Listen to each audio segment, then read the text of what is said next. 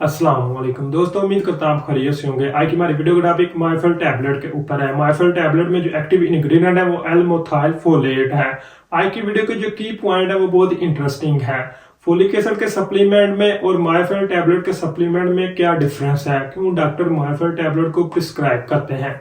जिस तरह folic acid को प्रेगनेंसी के अलावा कौन कौन सी कंडीशन में हम इस्तेमाल कर सकते हैं, इसी तरह इसको कितनी मिकदार में और किस तरह एक दिन में इस्तेमाल करना चाहिए, उसके मुमकिन साइड इफेक्ट है। तो ये है आज की वीडियो के की पॉइंट, इनके ऊपर डिटेल के साथ बात की जाएगी। वीडियो को एंड तक लाजमी देखिएगा और वीडियो अच्छी लगे तो वीडियो को लाइक कीजिए और चैनल को सब्सक्राइब कीजिए ताकि हमारी लेटेस्ट वीडियो आप तक पहुंचती रहे। तो बात करते हैं माइफल टैबलेट में जो एक्टिव इंग्रेडिएंट है वो एल-मेथाइल फोलेट है। इसको दूसरे नामों से मिथाइल टेट्राहाइड्रोफोलेट और विटामिन B9 के नाम से भी कंसीडर किया जाता है। तो हमारी बॉडी में फोलिक एसिड ने फोलेट की फॉर्म में अब्जॉर्ब होना होता है। एक प्रोसेस होता है जिसमें मुख्तलिफ तरह के जेनेटिक वेरिएशन के प्रोसेस और एंजाइम इन्वॉल्व होते हैं। तो एंजाइम में मिथाइल टेट्राहाइड्रोफोलेट रिडक्टेज इन्वॉल्व होता है। फोलिक एसिड को कन्वर्ट किया जाता है फोलेट की फॉर्म में, फिर बॉडी में इसने अब्जॉर्ब होना होता है। तो कुछ लोगों में ये कन्वर्जन नहीं हो रही होती, मतलब कि वो फोलिक एसिड का सप्लीमेंट ले रहे होते हैं लेकिन बॉडी में वो अब्जॉर्ब ही नहीं हो रहा था। तो जिसकी वजह से ऐसे अफराद में फोलिक एसिड की कमी का मसला होता है और फोलिक एसिड की कमी की वजह से मुख्तलिफ प्रॉब्लम्स आने का खदशा होता है। तो जिसकी बिना पर डॉक्टर मोस्टली माइफल टैबलेट को प्रिस्क्राइब करते हैं, क्योंकि इसमें कन्वर्जन नहीं होती, इसने डायरेक्ट बॉडी में जाकर अब्जॉर्ब होना होता है। तो इसके इस्तेमाल करने से फोलिक एसिड बहुत तेजी के साथ पूरा किया जाता है और मुख्तलिफ तरह की डिजीज से भी बचा जाता है। तो अब बात करते हैं माइफल टैबलेट के यूजेस से। माइफल टैबलेट को मेंटल हेल्थ के तौर पर भी इस्तेमाल किया जाता है।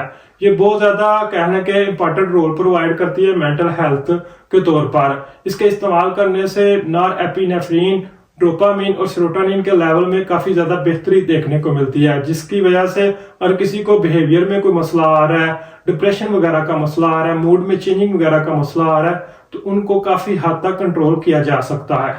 इसी तरह माइफल टैबलेट को प्रेगनेंसी में भी इस्तेमाल किया जाता है, क्योंकि न्यूरल ट्यूब की हेल्थ के हवाले से माइफल टैबलेट का काफी ज्यादा अच्छा रिस्पॉन्स होता है।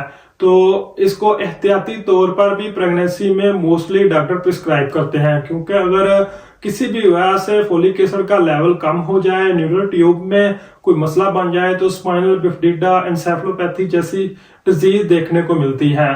तो प्रेगनेंसी में मोस्टली इसको प्रिस्क्राइब किया जाता है। इस तरह माइफल टैबलेट को इम्यून सिस्टम की हेल्थ के हवाले से भी बहुत ज्यादा प्रिस्क्राइब किया जाता है। ये रेड ब्लड सेल की मिकदार तो बढ़ाती है, लेकिन साथ में व्हाइट सेल की मिकदार भी बढ़ाती है, जिसको हम सफेद खून बोलते हैं।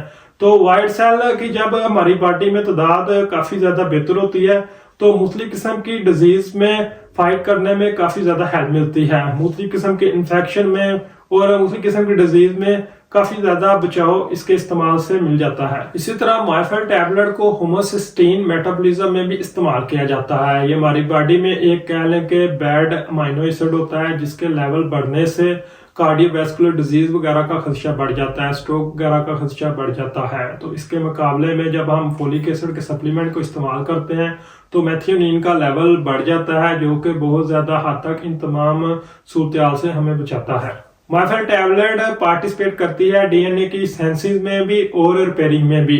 इसके इस्तेमाल करने से प्यूरिन और पिरिमिडीन के लेवल में इजाफा देखने को मिलता है।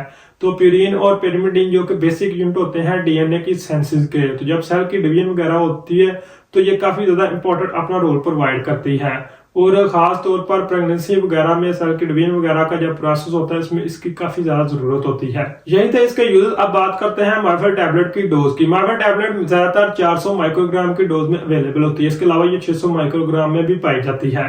तो इसको दिन में एक मरतबा ही मोस्टली प्रिस्क्राइब किया जाता है। इसको पानी के साथ दिन में एक मरतबा इस्तेमाल कर सकते हैं, लेकिन ज्यादा जरूरत पड़ने की सूरत में आप इसको दिन में 3 मरतबा तक इस्तेमाल कर सकते हैं। इसी तरह प्रेगनेंसी से पहले भी इसको इस्तेमाल किया जा सकता है और प्रेगनेंसी के दौरान कहने के थ्रू आउट भी इसको इस्तेमाल किया जा सकता है।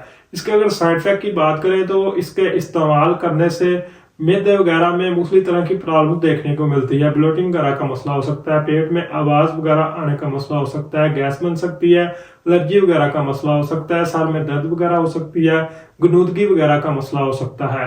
उम्मीद करता हूँ आज की वीडियो से आपको फायदा पहुंचा होगा। वीडियो को लाइक कीजिए, चैनल को सब्सक्राइब कीजिए। शुक्रिया।